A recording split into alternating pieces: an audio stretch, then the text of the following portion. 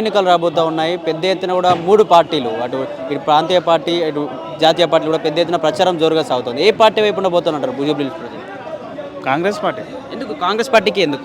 Congress party పథకాలు ఉన్నాయి కదా, మంచిగానే ఉన్నాయి కదా. ఇప్పుడు సన్న బియ్యం తెప్పించిండు, 200 యూనిట్ కరెంటు లేకుండే ఇంతకుముందు, free current. Gas cylinder subsidy వచ్చింది. రైతు రుణమాఫీ చేసిండు, రైతు బంద్ వేసిండు. ఇంకేం కావాలి? అన్నీ వేస్తుండ్రు. ఒక ఫ్రీ బస్ పెట్టిండు. వాళ్ళు అనుకుంటారు, ప్రతిపక్షాలు ఎవరైనా అంటారు. ప్రతిపక్షాలు ఉన్నారు వాళ్ళు లేక అట్లా అనేస్తున్నారు. నా ఇప్పుడు పథకాలు పల్లెటూళ్ళకి వచ్చి చూడమని, పల్లెటూళ్ళకి వస్తే చూడమని. హైదరాబాద్లో ఉండి ఏ ఎలక్షన్ వచ్చింది కాబట్టి ఎలక్షన్ మూవ్మెంట్లో మాట్లాడితే కాదు. పల్లెటూళ్ళకి వస్తే ఊళ్ళూరులో ఏముంది, రేవంత్ రెడ్డి నిలబడితే ఫస్ట్ రేవంత్ రెడ్డి గెలిచినప్పుడు నీళ్ళే రాలేవు చెల్లూరులో కన్నా. ఇప్పుడు చెల్లూరులో నీళ్ళు లేవా? కేసీఆర్ ఫామ్ హౌస్లో కూర్చుండు కాబట్టి నీళ్ళు వస్తలేవు అన్నారు. మరి చెల్లూరు అలుగులేని మొత్తం నిండా పారుతున్నాయి కదా. మరి ఇప్పుడేమంటారు? మీరు కాళేశ్వరం నుంచి నీళ్ళు తెస్తేనే పంట వంతది, లేకుంటే వండదన్నారు కదా. మరి ఇప్పుడు వంతలేవా? చెల్లర కింద వంతలేవా? ఎన్ని భూములు లక్షల టన్నుల ధాన్యం వంతుంది, కొంటుంది కదా. ఇప్పుడు 500 బోనస్ ఇస్తుంది ఇప్పుడు రైతులకు, ఇంతకుముందు ఇచ్చిందా? ఇక్కడ నవీన్ యాదవ్కు భయపడతా ఉన్నారు ఓటేయాలంటే ప్రజలు అని చెప్పి కూడా ప్రచారం చేస్తూ ఉన్నారు బీఆర్ఎస్. ఉత్త ప్రచారాలు చేస్తున్నారు. ఎందుకంటే నవీన్ ఎక్కడ గెలుస్తాడో, మేము ఎక్కడ చిన్న చూపు అవుతాం అనేది ఒక ప్రచారం చేసుకొని బతుకుతున్నారు. అంతేగాని వాళ్ళకంతా లేదు. ప్రజల్లోకి ఆల్రెడీ నవీన్ అని వెళ్ళిపోయాడు, ప్రజల్లో గుండెల్లో ఉన్నాడు.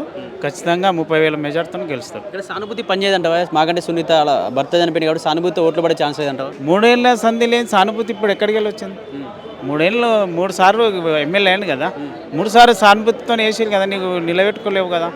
నీ భర్తనే నిలబెట్టుకోలేవు, నువ్వేడా నిలబెడతావు చెప్పండి? నిలబెట్టలేదు. ఇప్పుడు ఒక ఆడ మంచిని తెచ్చి ఇప్పుడు కేటీఆర్ తోలుకొచ్చి ఏదో పార్టీ పరువు నష్టంతోనే ఆమెను తీసుకొచ్చి పెట్టింది. కానీ ఇప్పుడు అది సానుభూతి ఏం పని చేయదు. ఏం చేసి చూపించండి. ఇప్పుడు రోళ్ళు పాత రోళ్ళే, కాంగ్రెస్ ప్రభుత్వంలో ఉన్న రోళ్ళే ఇప్పుడు కనిపిస్తున్నాయి.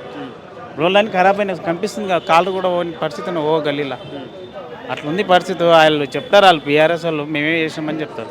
చేస్తే మిమ్మల్ని ఇప్పుడు జనాలు ఎందుకు చీకొట్టారు, ఫామ్ హౌస్లు ఎందుకు కూర్చోబెట్టారు? ఒకసారి ఆలోచించుకోవాలి మీరు కూడా. అవతల కాంగ్రెస్ పార్టీ గెలిచింది పని చేస్తలేని మీరు ఎట్లా అంటారు? మీరు 10 ఏళ్ళలో చేయని పని 2 ఏళ్ళలో చేసి చూపిస్తాం కదా. అది బీజేపీ పరిస్థితి కదే. ఇప్పుడు అలయన్స్ ఉంది కదా, ఇప్పుడు లోపల దోస్తానాలు, అది బీఆర్ఎస్ది బీజేపీది. ఆ దోస్తాన్ని నడిపిస్తుంటారు వాళ్ళు ఏం చేస్తారు? లాస్ట్ మూమెంట్లో ఏం చేస్తుంది? బీజేపీ పెడుతుంది, బీఆర్ఎస్కి ఎంతమంది చూస్తుంది. కానీ జనాలు అట్లా ఒప్పుకుంటలేరు కదా. కాంగ్రెస్ని ఖచ్చితంగా గెలిపిస్తామని అంటారు. ఖచ్చితంగా నవీన్ అన్న గెలుస్తాడు. త్వరలో మీరు చూస్తారు కూడా. Thank you.